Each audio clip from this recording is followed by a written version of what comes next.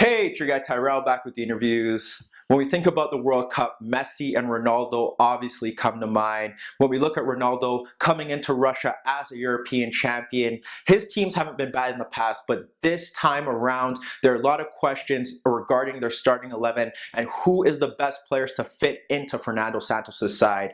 This week, they had a chance to prove their worth against Egypt, against Holland. Would they be able to get it done? If not, what would go wrong? Would Ronaldo once again be the main storyline? Don't worry, here at the interviews, we've got you covered. So on this edition of the interviews, we're going to break down Portugal and Ronaldo's chances in this summer's World Cup.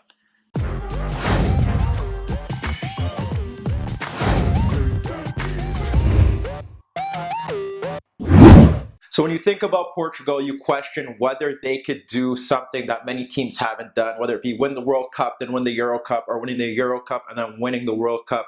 That is on the horizon for Portugal if they could get the job done in Russia. Will they? Will they not? We got a first glimpse of them this week when they played Egypt and they played Holland in friendlies. We look at the board. We got Portugal in the red. We got Egypt in the blue. Obviously, Portugal haven't really have their defined starting 23 or their starting 11, so some players are getting a chance. But when we look at the game against Egypt, it was still a very strong lineup.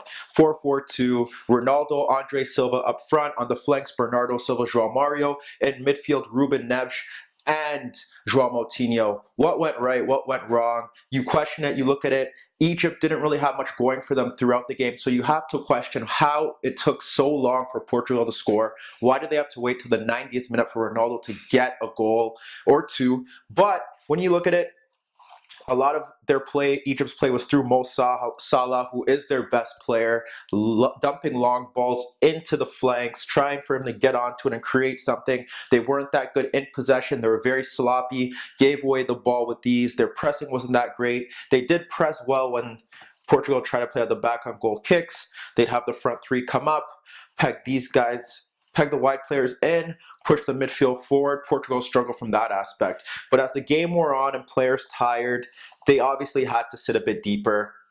This is where we really get into the issues that Portugal may have or that they currently have with this system. And it's the fact that when they go to play Morocco, when they go to play Iran, these are teams, this is why they played Egypt, teams that play similar or will approach the game similar to Egypt in this aspect. And what went wrong? Well, when you look deep, they kind of dropped off more into what was supposed to be a 4-5-1, but Salah didn't drop off as much. They had the front man and Kuka kind of step into Moutinho or step into Neves, and at times you'd see Salah step forward, and they really didn't have time on the ball to play any penetrative passes. A lot of the passes were sideways, a lot of the passes were backwards, nothing really going for them in that respect, but sometimes they did have one spare man open and that helped.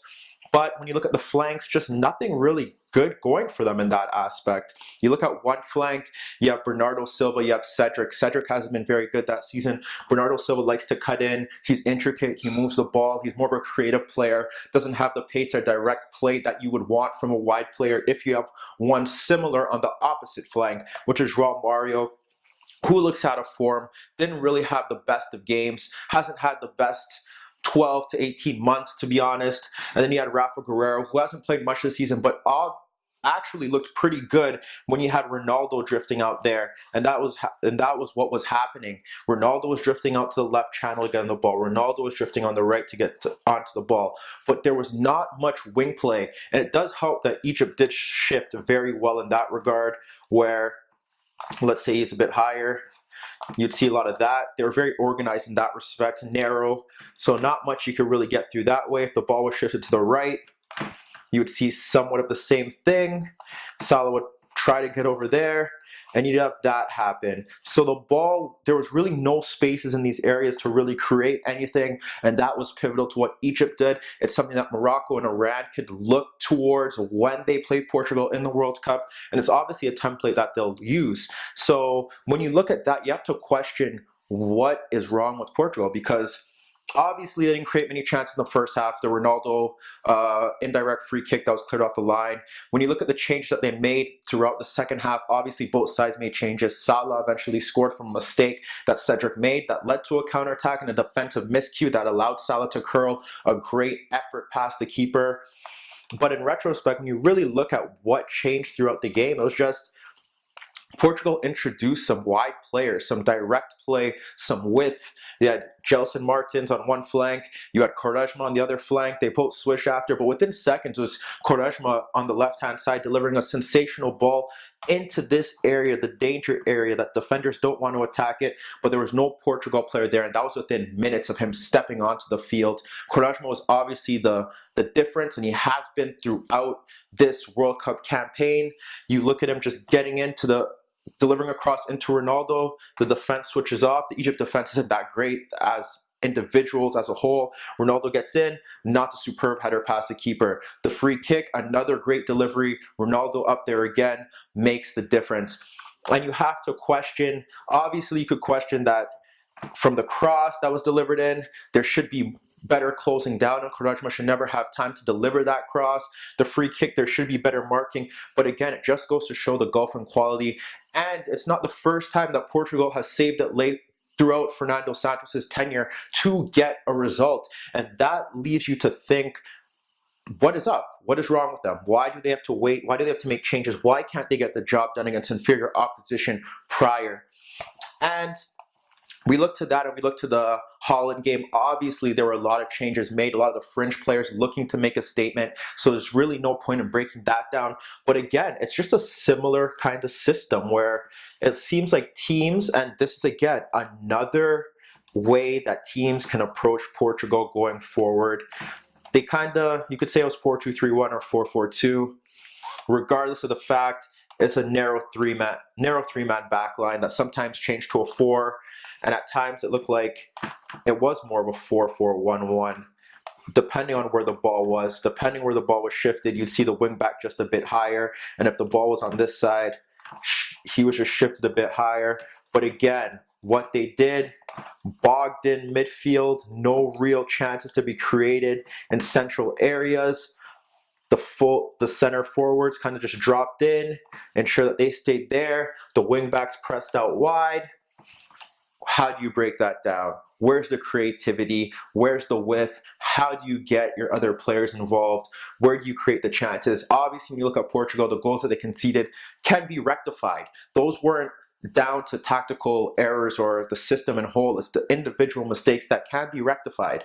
But again, they took the same approach. Direct, pacey players in the attack, break forward, make the difference. When you look at this Portugal side now, you have to question, where do they go from here? Because when we look at it, we'll kind of get these guys out of the way. What can they get out of this system? Who starts, who doesn't? We'll get the blue guys out of the way. We'll look at Portugal, who should play in a 4-4-2.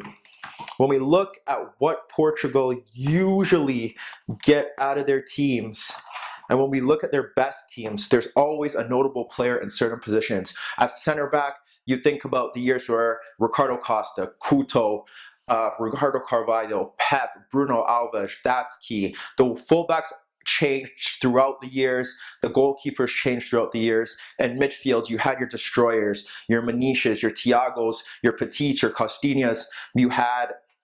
You think about Raul Morelos, you had players that you could bring in there that could get the job done, that could really bog down and break in. You think about the creators that you've had over the years. Think about Rui Costa, you think about Deco, you think about João Moutinho in his prime. You had Ronaldo and Luis Figo as match winners in that side. Up front, obviously that's not that big issue now, but back then they had players that could get the job done. And you look at Nuno Gomes and even Helder Postigo, who kind of just fit the mold well. But when you look at this Portuguese side, besides Ronaldo, in each position, there's not that real gulf of class that takes them to that next level. In the World Cup, you're going to need it. You play Spain the first game. You probably need to win the group, because when you look at these other two sides, they could really frustrate you, and you're going to have to find a way to break them down. You look at the team, Ronaldo and Andre Silva up front. The problem here is that there's no real combination play between the two. And though that may not affect Ronaldo, does that affect Andre Silva? We see Ronaldo drifting out into the flanks here. We see him drifting onto the flanks here, but most of the time Andre Silva is isolated up front. He does have the ability to play with his back to goal. He is an all-rounder, but given his poor form this season, can he really change things? Is he going to be able to up his game and be able to do that on the biggest stage in international football? He can run the channels, he forces the press, he should start, but again, What can he do when Ronaldo's always drifting out wide? There's no real partnership, no real link-up play, long periods without service. Can he get the job done? Out wide is the most interesting aspect. João Mario, Bernardo Silva. You feel Bernardo Silva is going to start most likely on the left, but who plays on the right? You got two players that you want to bring in, but you're not too sure if you're going to get productivity from the wide players, and that's key. It works at Real Madrid for the most part because they have Marcelo and Carvajal who could deliver great crosses into the box for Ronaldo. It works that they have Cruz and Modric who could also find Ronaldo through the center of the pitch. But if you don't have anything coming through here, can you afford to have both players coming in? And it's definitely not going to be João Mario. So if you have Bernardo coming in from the left, who's going to come in from the right? Gelson Martins, can Quaresma start and have an impact, or is he better off as a super sub? And then what about Gonzalo Guedes? He has been superb, all-around player, very young, could beat you on the dribble, could run in behind the defense, can deliver a good cross. Is he going to be trusted to start? That is a big issue that they have. And center midfield, two positions locked in. William Carvalho was obviously missing. Danilo was obviously missing in central midfield. You feel like one is going to start. You don't start both. Can Moutinho get a start? He was very good in the Egypt game. He controls the tempo of the game. He changed the impact or the influence of the game in Holland, although they were down 3-0. But does he start? Can you trust him? Or does he come on later on in the game to control the tempo of the game when you're winning 1-0? Ensure that you have control. Ruben Neves, does he start as well? You look at the Portuguese side and you think you got a holder. Obviously, that's great, but who's going to create? Does Bruno Fernandes get a start in? He obviously could carry the ball from deep. He could find pockets of space. But again, does he have the defensive responsibility? You could throw in Adrian Silva, rugged, can disrupt play. You feel like he's the perfect mold, but possibly in a 3. So many questions there. In the fullback positions, Mario Rui obviously showed that he deserves a start or deserves a chance to play. He has a great season at Napoli. Rafa Guerreiro wasn't bad as well, so that's key. At right back, they have loads of options in Ricardo and Cedric. The list goes on. They have so many players they could throw in there, but more importantly, who plays at center back? Pep has been the key to that defense for so long, but is he going to be fit enough to go one more time? And who partners him? Fonte, Bruno Alves, Rolando. You feel like they need someone athletic that could step in, that could cover space. Do they have that option? There are a lot of questions to be asked about this Portuguese squad. They look very good, but they need to win the group because this time around in the World Cup, they're bound to face a top side, and we don't know if this squad is capable of rising to the occasion like previous squads in the past. There's a lot of talent there. Fernando Santos has players that could fit that mold. Obviously, when we look at it, they can play deep, but do they have the counter-attacking legs to really pose a threat like they did in the past through Ronaldo? But more importantly, in the group stage, they're going to play teams that set up like Holland, that set up like Egypt, that are going to want to disrupt the play. And do they have the pieces to break it down? In the past, they've had a lot of star quality in certain positions that were set in stone. You knew they were starting, and that could make a difference and play their role to a T. Now, there's a lot of questions. Besides Ronaldo and possibly a few other players, who is starting in Fernando Santos' side? The quality is all around the same range, and there's no one looking to really elevate their game in the next few months. So when you look at it, this is what he's got. These friendlies didn't really look to give him any idea of including anyone else in. It looks like it made his decision easier. He knows who he's going to go with, but at the moment, it doesn't look like Fernando Santos has his or knows his best 11, and he doesn't have much time to really figure that out ahead of their first match against Spain in the next few months. But let me know what you guys think. Meet me in the comments below. Don't forget I upload videos every day, and don't forget to subscribe to my channel. And that was your daily dose of the interviews.